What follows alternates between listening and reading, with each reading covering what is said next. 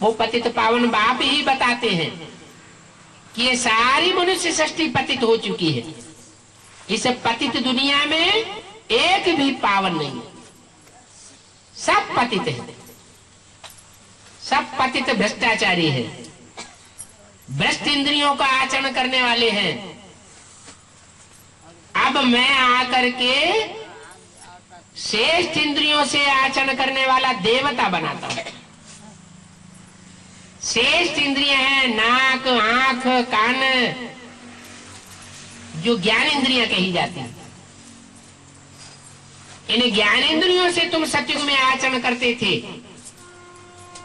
और श्रेष्ठ इंद्रियों की औलाद पैदा होती थी, उसकी एज बहुत लंबी होती थी और सारा जीवन सुखी सुख होता था।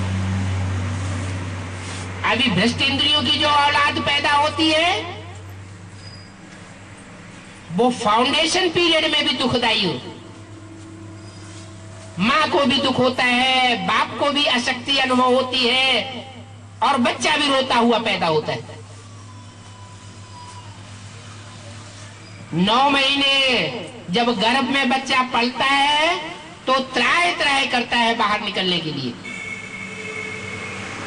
सतयुग त्रेता में ऐसा फाउंडेशन पीरियड में कोई दुख नहीं होता। वहां आत्मा गर्भ महल में अनुभव करती है, सुख से जन्म लेती है, सुख से बीज डाला जाता है। इसलिए सतयुग त्रेता की 2 युगों की सृष्टि मैं स्थापन करता हूं और द्वापर कलयुग की राक्षसी सृष्टि है। ये राक्षसी सृष्टि मैं स्थापन नहीं करता हूं। ये दूसरे धर्मों के जो धर्म पिताएं आते हैं, इब्राहिम, बुद्ध, क्राइस्ट, गुरु नानक वगैरह, ये आकर के ऐसा द्वैत फैलाते हैं देवताई मत में कि 2-2 बातें हो जाती हैं, 2-2 मतें हो जाते हैं, 2-2 धर्म हो जाते हैं, 2-2 राज्य स्थापन हो जाते हैं।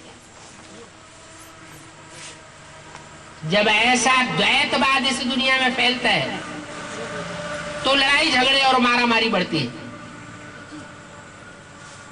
अगर एक ही मत हो, दुनिया में एक ही धर्म हो, दुनिया में एक ही राज्य हो, एक ही वंश हो, एक ही कुल हो, एक ही राजा हो, तो लड़ाई झगड़े मारामारी का सवाल ही पैदा नहीं होता। तो द्वैतवादी दुनिया मैं स्थापन नहीं करता हूं।